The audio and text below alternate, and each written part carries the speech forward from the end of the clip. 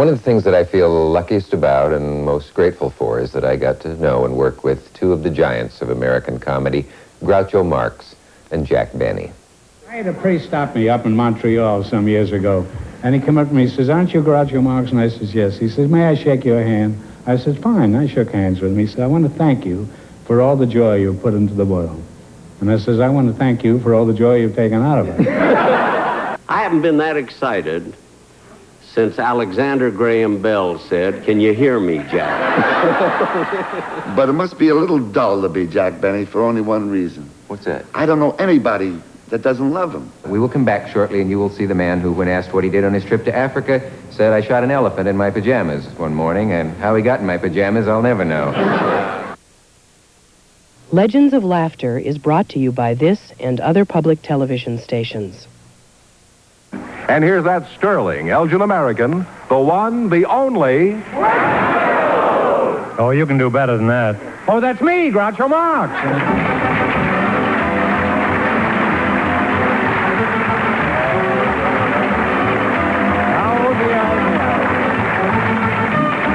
The Lucky Strike program starring Jack Benny with Mary Livingston, Phil Harris, Rochester, Dennis Day, and yours truly, Don Wilson.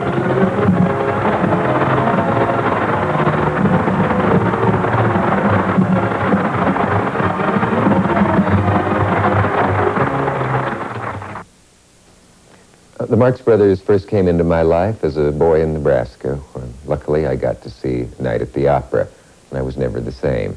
I don't think I ever missed one of Groucho's quiz shows. How much are turkeys this year? 52 cents undressed, 59 dressed. What do you dress them in, mink? How much is the wedding going to set you back, approximately? Oh, I'd say roughly in the neighborhood of $2,000. That's a fairly rough neighborhood. Sometimes even in foul weather like today, I'll find the merest excuse to pass this corner. It's 81st Street and 5th Avenue. And I guess I'm sentimental about people I miss and places I met them. And it's on this corner that I met the great Groucho Marx. It was a sad occasion in a way. It was the funeral of the man Groucho referred to as his god, the great playwright George S. Kaufman. And I had really no business at the funeral, which was a block from here. But I walked into a side room, sat down, and there was Groucho. It never occurred to me that he might be there. Later I thought, how could it occur to me that he wouldn't? He used to say that the greatest compliment he ever got was that Kaufman said to him once, "You're the only actor I'd allow to ad-lib in something I wrote." He really worshipped Kaufman. I worshipped Groucho. I followed Groucho for a block, got to this corner. His friends left him and walked away, and I said, "Groucho, I'm a big fan of yours." Not very original. And he said, "Well, if it gets any hotter, I could use a big fan." And we were off, I guess you could say. We walked down 5th Avenue. He insulted every doorman on the way, got big laughs. And at 59th Street, the Plaza, in the voice I knew from the quiz show, he said, "Well, you seem like a nice young man, and I'd like you to have lunch with me." And we went into the Oak Room, and it was the beginning of a long friendship. It's both painful and pleasant for me to watch these excerpts of my old talk show because, A, it makes me think two things. One, apparently I combed my hair in those days with a sponge, and B, I remember a specific moment in which I looked up on the monitor and I thought, that's Groucho Marx, and I'm sitting next to him and he's singing a Gilbert and Sullivan song and I'm joining him on the chorus, and it's practically criminal to accept money for this. Will you welcome one of the landmarks of comedy, a great man, the incomparable Groucho Marx.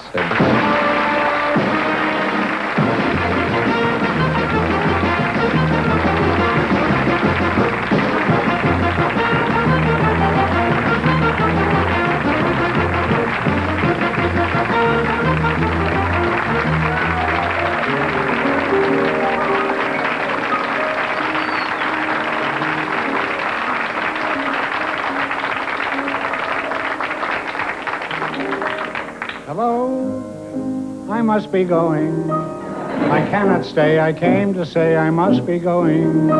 I'm glad I came, but just the same, I must be going.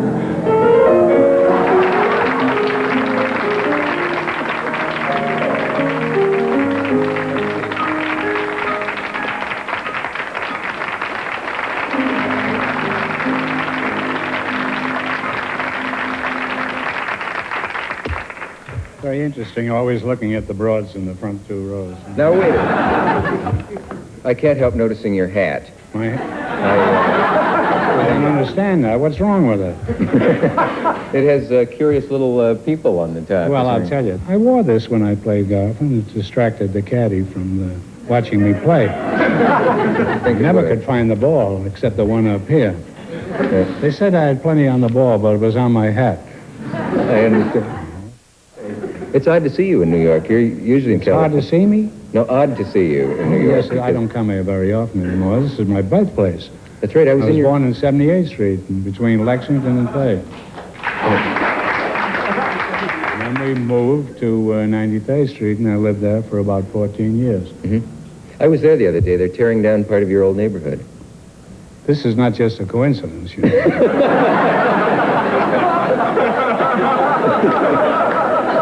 Everything down. They turned the school that I used to go to. That was at 96th Street and Lexington Avenue, PS 86.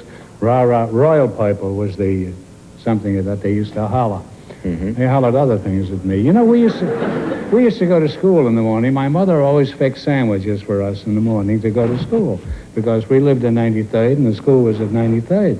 But by the time we got to school, we were hungry again. So we always ate our lunch, and then we went home and had lunch again in 93rd. My mother was always so astonished. She said, I prepared lunch for you. Why don't you eat it? She says, we ate that on the way to school. This is why I didn't get an education. They're tearing down a brewery. Was that a favorite of yours? I had an uncle that used to work there. He was a private detective in a brewery that makes draft beer. It was called Rupert's. Yeah, that's the one. And I don't understand a brewery having a detective. What does he steal in there? Draft beer? I don't know. Of course, it was during the war. It was the First World War, and he was probably in the draft. But I don't know. Mm-hmm. It's kind of silly to waste time on that one. Silly to waste time on this whole show. Yeah. I don't know how to You know, there's only one men's room in the whole building here. And that's for women.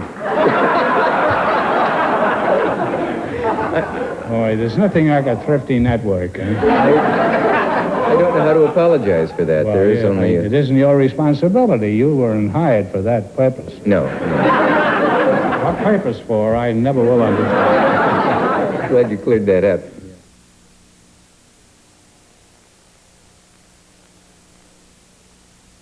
Do you find it hard to be funny at any certain time of day? I know when you made films... No, not if you get a glorious audience like this.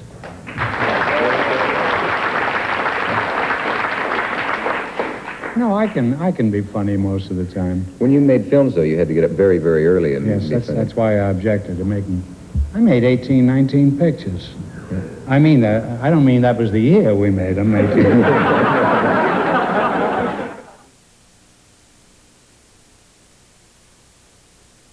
I had in the Plaza Hotel once, when I was doing the quiz show, there was a priest in the elevator. I hope you're not offended by this, because I would just as lief tell a story about a rabbi, but it doesn't fit. Neither did the rabbi, and they finally threw him out of the synagogue. But what happened? Anyhow, this priest said to me, he says, aren't you Groucho Marx? And I says, yes. He says, gee, my mother's crazy about you. And I says, really? I didn't know you fellas had mothers.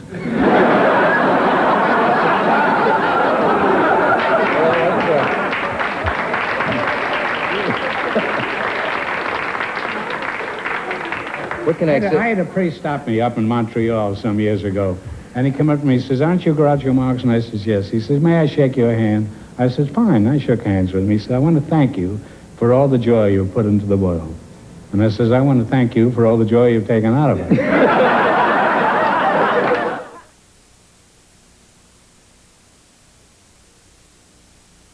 Is it true you stole a printing press at the age of 10, or is that just a biographical? No, this is true. When I was about 10 years old, I wanted to be a writer, and I had nothing to write with. I had a lead pencil, but I wanted a printing press. Now, they had them on sale at Bloomingdale's for $1.98. They were about this size, and they had letters in it. You know, you'd pick out letter H, G, whatever letter you wanted. And I stuck it under my coat. And the floor walker came along, and he saw a peculiar bulge. And he says, what do you got under there? And I said, nothing. He says, he reached in and pulled out this printing press, and a cop came over and arrested me. And old man Bloomingdale came along around this time, and he says, what are you doing there? What's the policeman for? This is, well, this kid stole a printing press. I said, let him go. All the kids steal in this neighborhood. Let him go. And they did. They let me go, but they didn't give me the printing press. But you know, some years later, one of the Bloomingdale family had a play opening in Philadelphia, and it was a real stinker. And George Kaufman, who was known as the architect of the theater at that time, he was invited by the Bloomingdale son to come down to Philadelphia and look at this show and see if he had any suggestions for fixing it. And after the show was over and the curtain was down, Bloomingdale came down in the audience where Kaufman was sitting. He says, George, what about the show? What should we do about it? He says, I'll tell you what you do. He says, close the show and keep the store open at nights.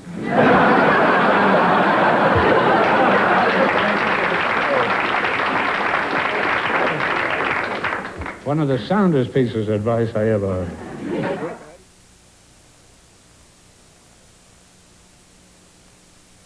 How do you feel about singing? Singing? Yeah.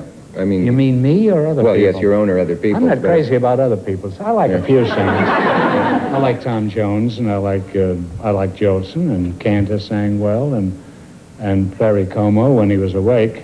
And sometimes people thought he was a corpse standing there. He wasn't really. He was getting a lot of money and worked in the barber shop. But he was a nice fellow and sang beautifully.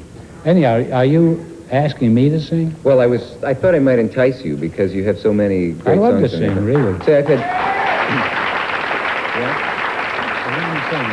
Lydia'd be great. Lydia'd be great. Then I have to drop the cigar until I come back, and keep your filthy hands off it. All right, I'm not used to this. Wait a minute. Okay, tell them what it is. This is a song from a picture called A Day at the Circus, which we did at MGM. Right. And I sang this in a Pullman car. But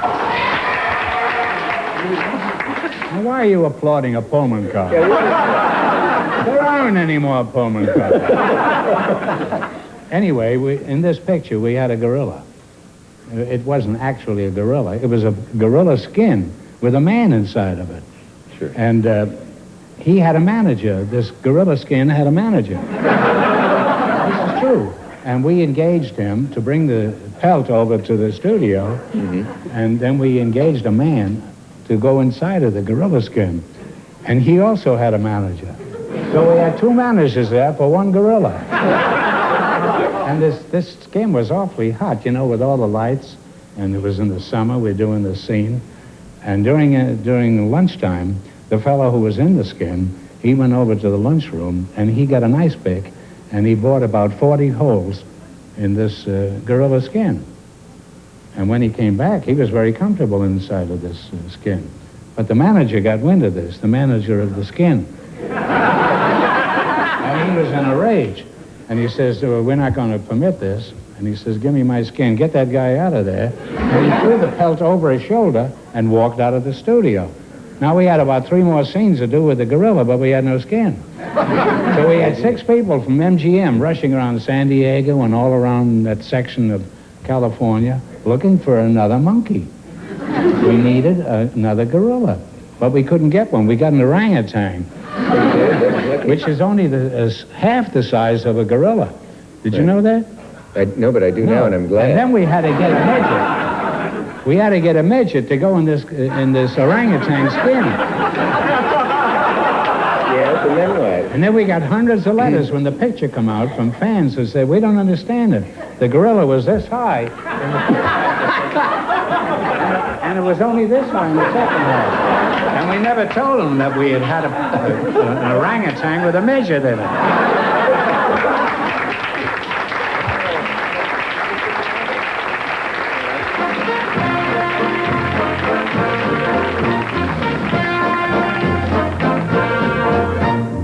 Lydia, oh Lydia, say, have you met Lydia? Lydia, the tattooed lady. She has eyes that men adore so, and a torso even more so.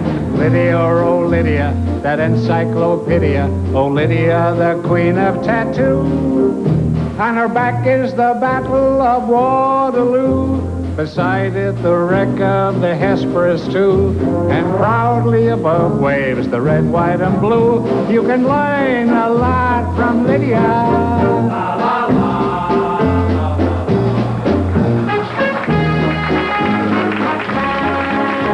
When a robe is unfurled, she will show you the world. If you step up and tell her where.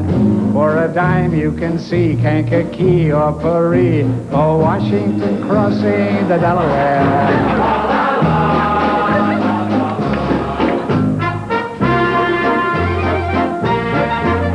Oh Lydia, say, have you met Lydia? Oh Lydia, the tattooed lady.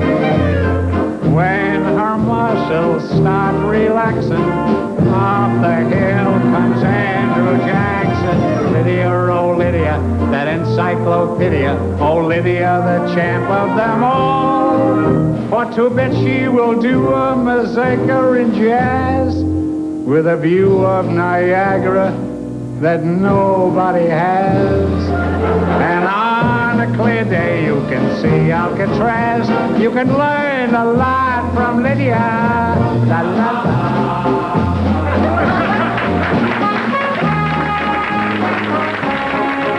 Come along and see Buffalo Bill with his lasso. Just a little classic by Mendel Picasso. Here's Captain exploring the Amazon. Here's Godiva, but with her pajamas on. La, la, la.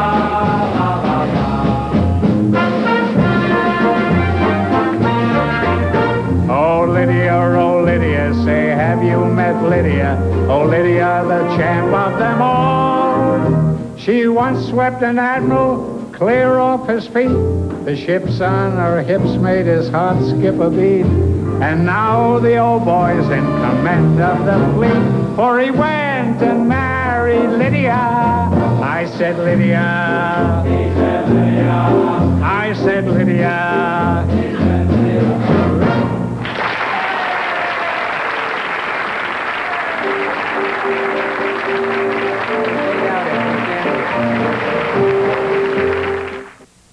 Of all the talents or gifts that a person could have, the one Groucho envied and admired most in others was writing. He loved reading the Partisan Review interviews. I gave him a copy of one night, and he canceled his theater tickets, and he said, I stayed in the hotel and read those from cover to cover. He admired T.S. Eliot, and they had a correspondence. Eliot loved Groucho's letters. In his writing of letters, he was both funny and serious by turns, even as in conversation. I wish I'd written to him more, because I'd have gotten more letters from him. He was so proud that his letters were requested in book form for the Library of Congress. I found one here. It's a rather long letter in which he answers my questions about several people he knew. At one point, I must have told him to watch me on a certain television show, and he said, I received your wires and instructed, watched you in action. And maybe my standards are low, but I rather liked what I saw. He goes on to talk about, I think I had said, how far is the top in show business? I must have. I hope I wasn't totally serious, but he answered me both ways. You say, how much farther is the top? When people say, don't I know you from somewhere, and you answer, you must have me confused with someone else. By the way, be sure there's a taxi handy to hop into, even if it's occupied.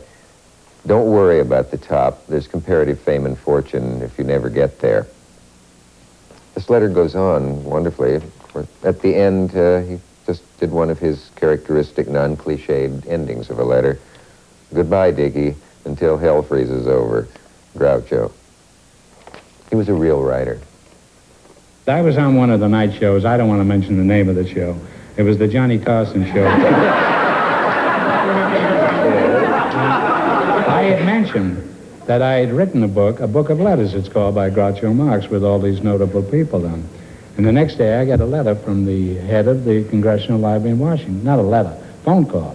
And they asked me if they could have the original letters, which I sent to them. And if any time you're in Washington, you go to the Congressional Library, and you can read my book there. And it's 2 cents a day, by the way. This is true. I'm probably the only actor in the last 40, 50 years that had a book in the Congressional Library. Well, I'm very proud of that. It's one of the few things.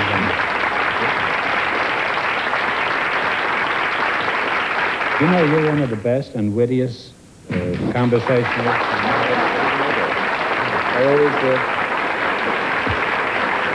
knowing that not everybody has read every word written about the Marx Brothers, I thought it would be nice for them and people who do know about it to hear Groucho tell the story of what the brothers did when kept waiting outside the office of the powerful movie producer Irving Thalberg. Say, can I check something with you? You can check anything with me if I get a check. Well, I mean by this, What? there's a book out about Thalberg, whom Yes, I know was that's very true. important in your career. It's not in the Congressional Library in Washington. No. But I've heard you speak very warmly of Thalberg. Well, I think he was the greatest producer that Hollywood ever produced. Irving Thalberg. Yeah. He died at 37. All geniuses die young. Gershwin died at 37. I was going to die at 37, but I couldn't. Well, that's true about Gershwin and Thalberg. What changed your mind for you? I don't know. You look lousy at 37. You look better when you get older. These people have sympathy for you. Is that incident true about Thalberg and you and your brothers? He was rather an arrogant man. Arrogant isn't really quite the word, but he was a very serious man and a tremendously hard worker. And he always had 4 pictures going at one time. Mm-hmm. He was so busy, and I guess he knew he wasn't going to live long, and he wanted to do a lot while he was living. You know, we did Romeo and Juliet and those pictures. Well, I can't remember them, though, but we did 2 pictures with him. Mm-hmm. Night at the Opera and Day at the Races, and by an odd coincidence, they are by far the best pictures we ever did. And it was a severe loss to him. When he died. Yeah. And, but he had so many writers working for him all the time that it was hard to get to see him. And I remember the first day we come in to see him, we had a call for 10 o'clock in the morning. And we sat there until 5 in the afternoon. We went out for lunch and came back and sat there. And we were humiliated. We've been big stars on Broadway in 3 musical shows, and to sit there and suffer this humiliation. So at 5 o'clock, he wanted to see us, and I said, no. We'll be here tomorrow morning again at 10 o'clock. But if you don't see us by 10:30, we're walking out. Because we're not going to tolerate this kind of treatment. We don't need the movies. We can go back on the stage. So the next morning, we got in to see him, and at 10:30, he left. He was talking to some other writers on other pictures. Because he did an enormous amount of pictures. And when he went out, Harper went to the commissary and got some raw potatoes and brought them back. And we put the files, he had letter files. We put those up against the 3 doors of his magnificent office. And then we lit the big fireplace, huge fireplace. And we got the fire going. We took off all our clothes. And we sat in front of the fire and toasted these Mickeys, they were called in those days. And later, about 2 hours later, he knocked on the door. And he wanted to come in. And we finally opened the door. And he saw the boys sitting there naked, eating these potatoes. And he never kept us late again after that. Everybody else was afraid of him. Mm-hmm. Because he had such prestige and power at MGM, but we didn't. We could have gone to vaudeville or back to Broadway or something. Was he amused by you? Did he make him laugh? Yes, he was amused by that. Mm-hmm. He liked us because we didn't take anything from him after that, you know. Mm-hmm. If he said something, I always argued politics with him. He was a hopeless reactionary politically, because I was a Democrat and he was a Republican. As soon as they get rich, they become Republicans. Thalberg was, I don't know if that's still true, but it was in those days. He was a poor boy from Brooklyn. He loved us. He loved Chico particularly because he was a fanatical bridge player, and he loved to play bridge in the evening. And he had built a house by the ocean because he loved the ocean. But he had it soundproof so he couldn't hear the waves. That's true. You've always said that Chico was the most interesting of the brothers. I've heard you say that. Oh, yes. He had a brilliant mind, Chico. If Chico had gone into mathematics or something, he would have been at someplace in New England, you know, in one of those. MIT or something. MIT or one of those. MIT, TIM, MISSI. Don't you remember that song? I remember something like that. Mississippi was the name. That's how I learned to spell Mississippi, from hearing that song in vaudeville. Was Margaret It Dumont... shows you how times change. I remember years ago, there used to be a theater called the Hammerstein's Theater in Times Square. This was around 40 years ago. And there was an act on the bill. I forget the name of the act, but it was what they used to call a boy and girl act. Yeah. The girl sat on the bench, and the fellow would try to make her. Flirt with her. Flirt with her. F-L-I-R-T. Flirt. So he came up to her, and he says, "You're a very attractive broad." And he said, "It's a nice day, isn't it?" She says, "It was." And they were canceled after the first performance at the Hammerstein's Victoria because he said broad, and that word was not used in those days to refer to a woman. Too racy? Yes, it was. And now when you see people walking around naked in the audience and on the stage, it's a whole different kind of a world I've moved in, and I don't belong in this world, really. I'm an incongruity. I don't belong in this thing. For a long time, Groucho would be surprised to hear that people lined up, college kids and others, to see his movies. If he needed any further proof, he certainly got it the night he played Carnegie Hall, late in his career, late in his life, as it turned out. And he asked me to introduce him. And I arrived at Carnegie Hall in my tuxedo and went through a crowd of screaming, devoted fans. You'd have thought there was a rock concert going on, not an old man who was going to come out on a stage and talk. I've never seen anything quite like the particular kind of excitement there was outside. There were kids dressed as Harpo and as Groucho and as maybe someone even dressed as Gummo. And I went backstage and I went up to the dressing room and I was appalled by what I saw. Groucho was sort of sitting half leaning on the couch and he looked dead.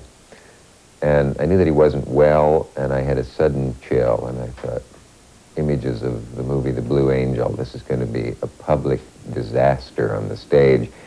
It was terrifying. But I talked to him for a while, and his voice seemed barely audible, but he was clearly planning to go on. And I don't know whether it was the spirit of show business or what it is, but he rallied. But I went downstairs to do the introduction, almost trembling in my boots. But I walked out, and maybe the sound that he heard explode from out front helped him get on stage. First, I would like to take a bow for Harpo and Chico.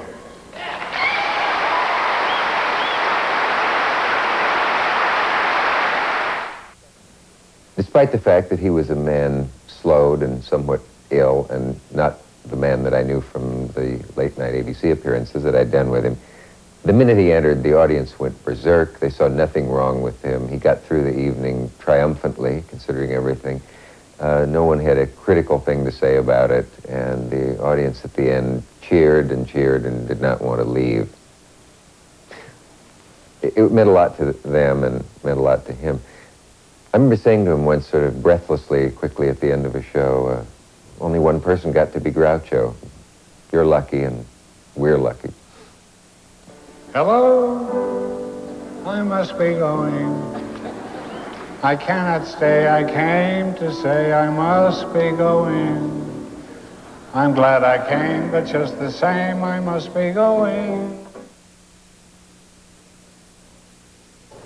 We're in Carnegie Hall during an unused hour at the hall, not just for its beauty, but because this is the building in which I first laid eyes on one of my heroes, Jack Benny. I was a kid at the time. It was the early 60s. I was carrying a CBS envelope, which I had borrowed and thought made me look official somehow, and sneaked into this place because I knew that Jack Benny and Leonard Bernstein were rehearsing a concert. Somehow I got in the door down there, and I scanned the stage quickly. People standing and rehearsing. I noticed a familiar posture, a familiar gesture, and I remember the exact words that crossed my mind were what we usually think when we see one of our heroes, my God, there he is. There was no doubt that one of those figures on the stage was Jack Benny. I guess anybody 40 and over can reel off a few facts about Jack Benny that will remain with us probably to the end of our days. Like the fact that he was 39 for a couple of decades, the fact that he was allegedly parsimonious, the fact that he played the violin with more enthusiasm, maybe, than greatness, and the fact that with a gesture or two, he could reduce an audience to helpless laughter. Gracie Allen was asked one time, "Is Jack cheap?" And with the characteristic perfect answer, she said, "Am I dumb?" Hey, boss, why do you wear that penny around your neck on a string? It's for sentimental reasons, Rochester. This is the first penny I ever owned. You know that dollar I have framed up in my bedroom? That's the first dollar I ever owned. You know that picture of my Maxwell that hangs in the den? That's the first car I ever owned. That's the first car anybody ever owned. Say, if the photographer's going to be here soon, I better make my face up. Oh, Don, hand me my purse, will you please? It's on the chair next to you. Here you are, Mary. Thanks.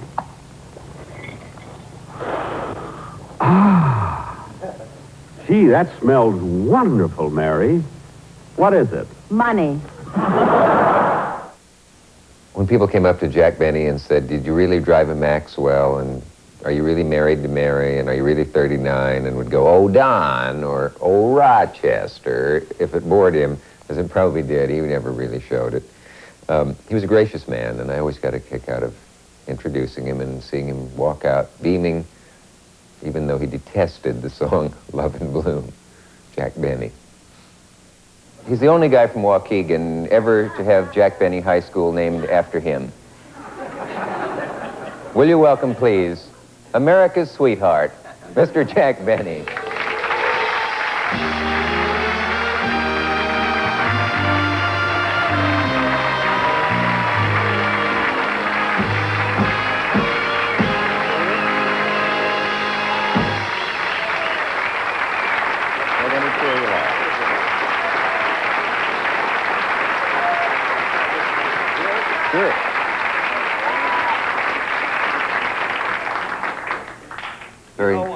When you mentioned April Fool's Day, I didn't know it was today, so I thought, as long as it's April Fool's Day, I wouldn't come on. That would have been funny. Well, and it's nice of you, in the introduction, to mention the fact that a high school was named after me, because that was the proudest moment in my entire career in show business, is that the Jack Benny Junior High School in Waukegan, and there are two other junior high schools, which are the Abraham Lincoln and the Thomas Jefferson.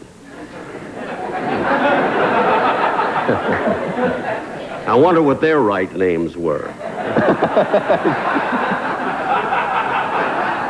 We'll never know. Imagine if they used my right name, the Kabelski High School. That's my right name, but they called it Jack Make Benny. a terrible football cheer, wouldn't it? Kabelski, rah-rah. It wouldn't, yeah, but those are football names, you know. Yeah.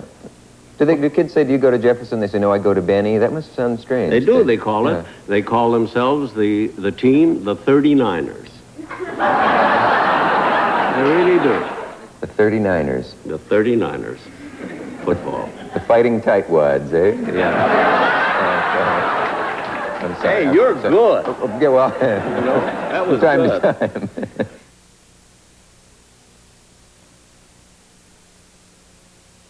I play Las Vegas a lot, as you know, and there's a lot of nudity there. You know, and they ask me how I feel about nudity in a theater.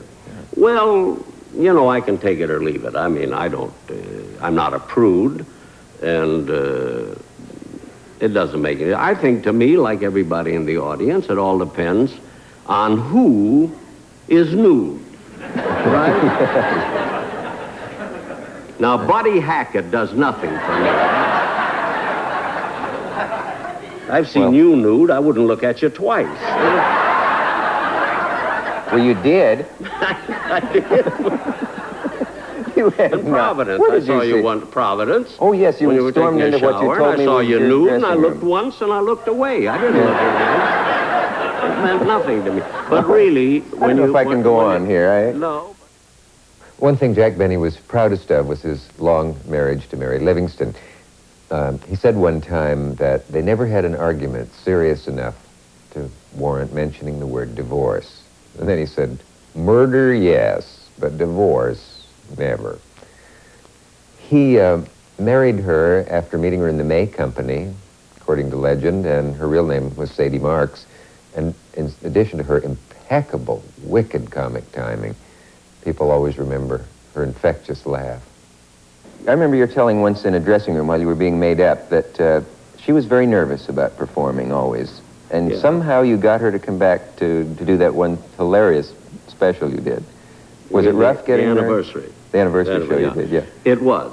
It was very tough to get Mary on that show because Mary has never been stage struck. Now, you know she was a fine comedian and still is. And she loves show business. She loves the people in it. She loves it for me. But she was so nervous whenever she went on, you know, you never knew it, that I could never get her to come back. And finally, on this anniversary show, I said, Mary, I call her Doll, Doll Face. Doll. She calls me Doll, I call her Doll Face, you know. And sometimes we switch. She calls me Doll Face, and I call her Doll. But anyway, I'll tell you how we got Mary back on the show. First, Bob Hope came on, and he says, tell Mary she must come on, because this is an anniversary show, your 20th, and you're going to have Rochester and all your old cast. So she must come on. So Mary says, all right, if I must, I will. Then a few days later said, Jack, I just won't be able to do it. She says, I'll be so nervous, I won't be able to do it. So anyway, I have Bob Hope on. Now, I asked Frank Sinatra to come on my show. And Sinatra said, is Mary going to be on it? I said, I can't get her to come on. He says, so Frank said, tell Mary that this is a package deal. If she'll come on, I'll come on. So I go back and I tell this to Mary. I said, honey, if you'll come on, Sinatra will come on. So she says, all right, I'll come on. A few days later, she said, Jack, I won't be able to do it because already I'm ready to throw up. Excuse me. So I said, well, wait and throw up on the show. At least we'll have a funny bit. You know. But anyway, she wouldn't come on. Now, let me tell you what happened. Last July, Bob Hope and I went to Washington, D.C. for a 4th of July affair, in which we all spoke to about 400,000 people. A lot of people were there. And suddenly, I get a telephone call way afterwards from President Nixon to thank me, which he probably called all the others, to thank them for being on that big show in Washington. Now, President Nixon was always crazy about Mary on radio and on television. And he loved the way she laughed. And during the conversation, the president said, Jack, when are you going to get your wife, Mary, back on the show? So I said, Mr. President, if you can get Mary back on my show, I will buy you the most beautiful gift that you are permitted to accept that you ever got in your life. And he said, well, I want her on the show, and I love the way she laughed. And I remember he told her once that she should bottle her laugh and sell it. He loved it. Just great. He loved her. So I said, well, he said to me, you tell Mary the President of the United States wants her back on the show. It's a command performance, which he said kidding. So I went back. I said, Mary, you can't turn this down. President Nixon wants you on the show. And that's how we got Mary on the show. Imagine having to go to the president. Once, as an excuse to get even more of Jack Benny on tape, I took my entire show up to Warwick, Rhode Island, where Jack was appearing in one of those huge in-the-round personal appearance places. And it was murderously hot this day. I can remember how cool he was, even in the heat. But eventually we both took our jackets off. That explains why we're in a state of semi-undress, as I asked him about, among other things, the Benny wedding. Mary fainted at your wedding, or is this just a rumor? My wife. Your wife, Mary. No, it is not a rumor. We were married. You know, we just celebrated, Dick, our 42nd wedding anniversary. 42 years.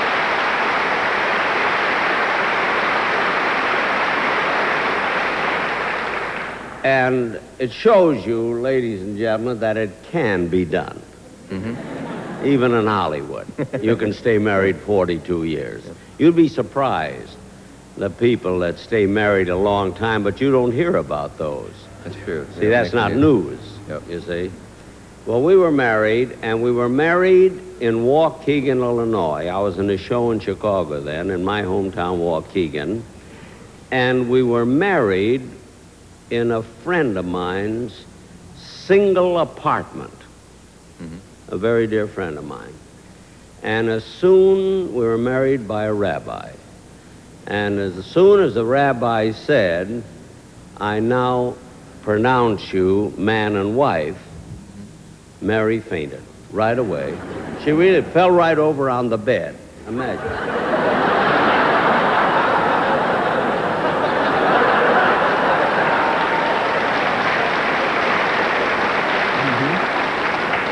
That, if you'll pardon me, that was a little sooner than I expected.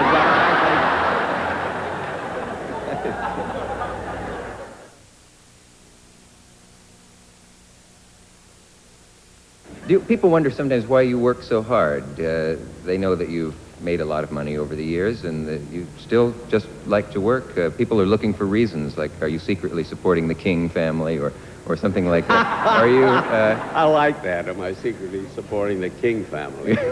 do you just love to Nobody work? could afford to support the King family, I don't think. Even Bob Hope? No. Oh, Bob Hope, he can afford anything.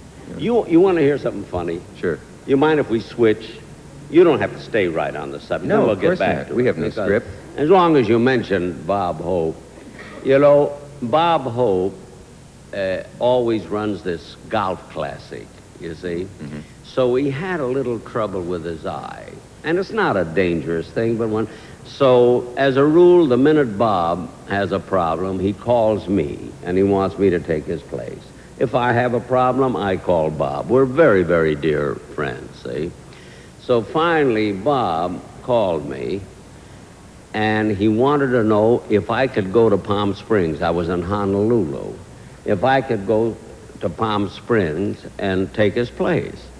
So I said to him, I'll call you back and let you know if I can arrange it. So you were talking about how rich he was. That's how this came up, you see. So I called him back, and I phoned him collect. And I took his place. So then he asked me why I called him collect me. I said, I'll tell you why. I read in Time magazine that you're worth about $400 million. And I said, anybody who is worth $700 more than I am should accept the thing. So I gave it. Very nice. You know, we all have to study from somebody. We have to learn, see? I give you permission to study me, because I don't know how much longer I've got to go, you know, so you can study me. Oh, good. Hey, you do it good already. There's no charge for You've that. been doing it already, haven't you? Yes. Does it very well. Sometimes for no reason I say, oh, Don, and it comes... And there's no Don there. And there's no Don there, right? I don't know why right. they did. You can always learn from somebody, but when they say, Bob, you know, Bob always kids me about my walk, you see. He claims that I walk effeminately, you know. Well, I didn't want to say that. No, but he said it. Right. He tells everybody. Now, Bob Hope walks exactly like I do because we both swing our arms, you see. Now, I'll show you the only difference. May I stand up and show? Sure, it's your All stage. Right. Now, here's the difference. Can you hear me here? All right, now when I walk like this, and I swing my arm. And he claims it's effeminate. Now, here's the way Bob walks, exactly the same way, except he cups his hands.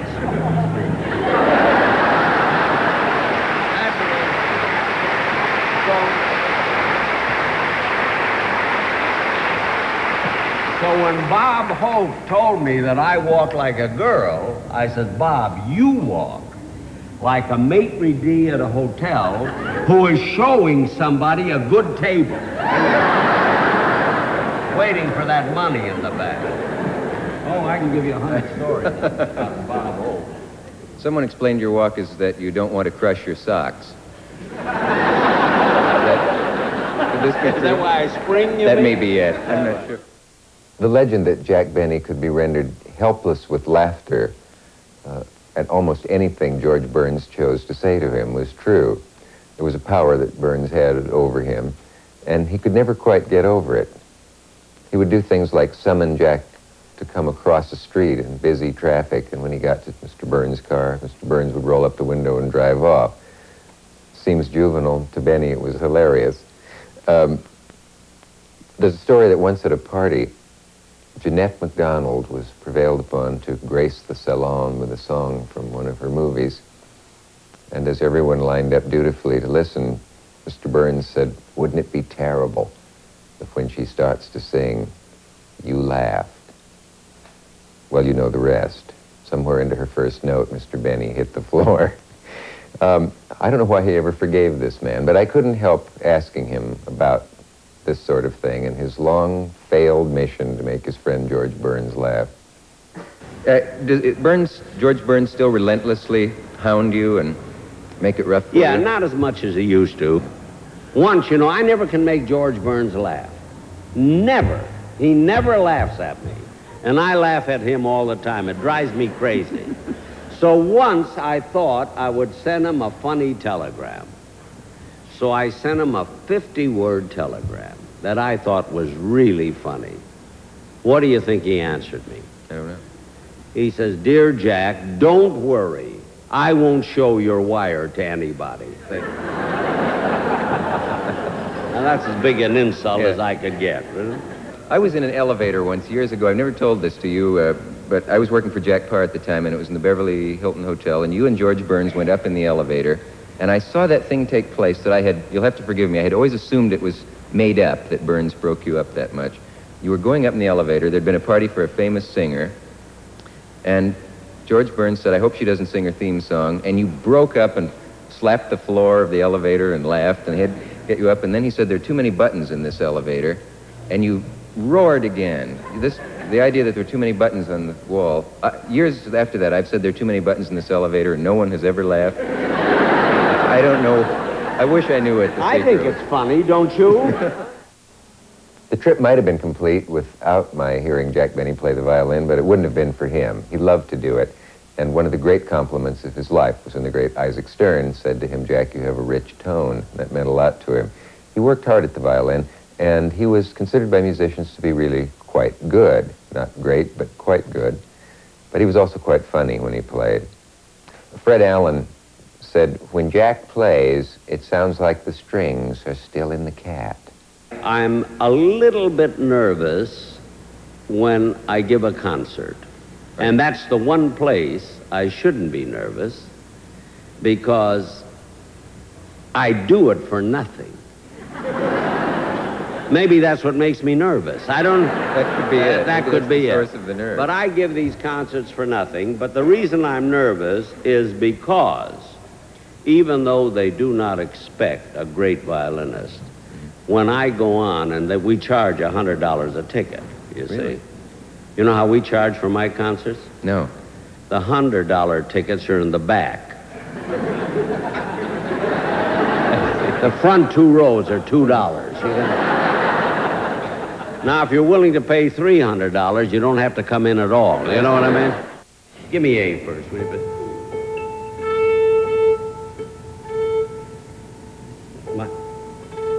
My flat? No. I usually keep the violin flat because I play sharp all the time.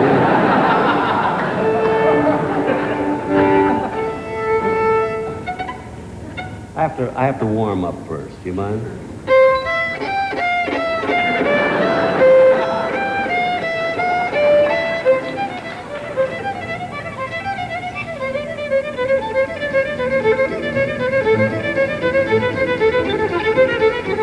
to warm up, that was all. Well, following that impeccable display of bow handling, I did have Mr. Benny on my show one more time back in New York. And on that program, it was just a joy, of course, again, to watch his timing at close range. And even if the jokes that it contained were sometimes aimed at me, you'll see. You are incredible. I was thinking, the things you do, now people as they get along in years in show business, usually kind of slow down. And you joked for years about being 39, but people can tell from looking at you that you're more like 50. What is it? Do you take any vitamins or what? No. How do you keep going from town to town and place to place? Because I like to work. Yeah. That's why I love to work. And I'll tell you something. You couldn't guess, if I gave you 100 guesses, you couldn't guess why I'm in New York right now. I'll give you 100 chances. You might guess a little bit of it, but you couldn't guess all of it. Why I'm in New York. It's not because I'm on your show. I'm on your show because I'm in New York. I wouldn't have made the trip for this. Oh, really? No. I'm in New York, so I'm on your show. Yeah. But you could never guess why I'm in New York. I can't imagine. You're getting more money to be on another show? No. I can't guess. No. And you couldn't guess, so I'll tell you. Isaac Stern, the world's greatest violinist, asked me to take his place February 8th and play a solo here in New York City. Now,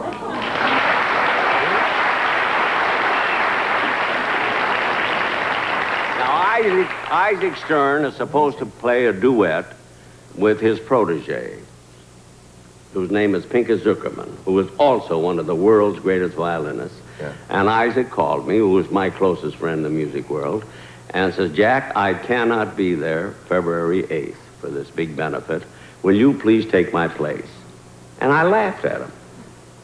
And he said, well, what are you laughing at? I said, Isaac, with your sense of humor, if you don't think that's funny, here you are, if you mention 3 of the great violinists in the world, you're one of them. And you asking me, one of the 3 worst violinists in the world, to take your place, if you don't think that's funny, and he thought a little bit, he says, you know, that is funny. But I'm actually taking his place. I'm going to play a duet with Zuckerman. On the violin? On the violin. And I play very well. What note is that we're hearing right now? G. High G. Is it really? That's Can right. you do that? You have exact pitch? No, I don't. I'm not. You ask me a question, I answer. The hell do I know what note? I don't know what note I'm playing. You have a Stradivarius violin, I believe. You've joked about that, but it's fact that you own one. I own a Stradivarius. It was made in 1729. Wow. Beautiful Stradivarius, worth about $60,000, $70,000. What is it about a Strad that they've never been able to duplicate? I mean, they know what wood it's made out of. They probably They have duplicated. They have violins that are better than Strads. Is that so? And all comes out of the Strad family. But they have a violin. When I bought my Strad, you never heard of a violin called a Berganza, have you? I think you mentioned it to me once. Sounds like a truck. Yeah. Doesn't it? Berganza. And it's better than my Strad. And the only reason I didn't buy it instead of the Strad, because it sounds much nicer when I give concerts, when they say Jack Benny is here with his Stradivarius, then he's here with his Berganza. You know, that could be anything. I know. That would be. With George Burns, that could be anything. Yeah. Let's see your Berganza. It doesn't go over so well. No, it sounds but awful. Let's see your Strad. It's nice. Yeah. But wouldn't most people assume that a Strad was the most expensive and best violin? It isn't. You can buy a Strad as cheap as $10,000. Oh, well, I'm going to get one then. Yeah. I think we'll probably all run out. And you can buy them for $200,000. Yeah. Well, what makes the difference? That's the silliest question I've ever heard in my life. The difference is the other one is 20 times as good as this one. That's the difference. Oh, yes. It's the same difference as I'm only getting $200 on your show, and on another show I get $20,000. That's the difference. that doesn't mean... Now, well, that's what I'm going to say. That doesn't mean you haven't got a good show. It means you have a cheap show. But you have life insurance. Have I got life insurance? My God. I could go into a routine about that. Oh, yeah, well, you don't need to. I'll tell you the kind of life insurance I got. When I go, they go. That gives me... I'm glad you... I get a big kick out of looking at them and seeing them after this much time has passed. People say things like, these were giants and we'll never see their like again. I'm never quite sure what their like means or how you can prove that. I do think, though, it's safe to say that we'll probably never see careers like theirs again. They seem to evolve with show business. Both men came from vaudeville and theater and then radio and then movies and then television. And they seem to master them all.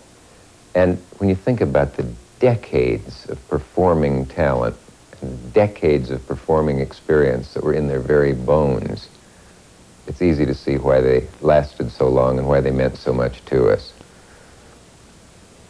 We may never see their like again. It seems enough to simply say we'll never see them again. But here, with tape and film, they are alive and funny again. And I thank God that I knew them. I hope you enjoyed this. Dick Cavett. Good night.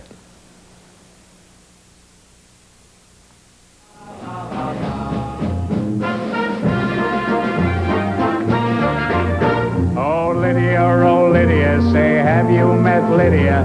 Oh, Lydia, the champ of them all. She once swept an admiral clear off his feet. The ships on her hips made his heart skip a beat. And now the old boy's in command of the fleet, for he went and married Lydia. I said Lydia. He said Lydia. I said Lydia.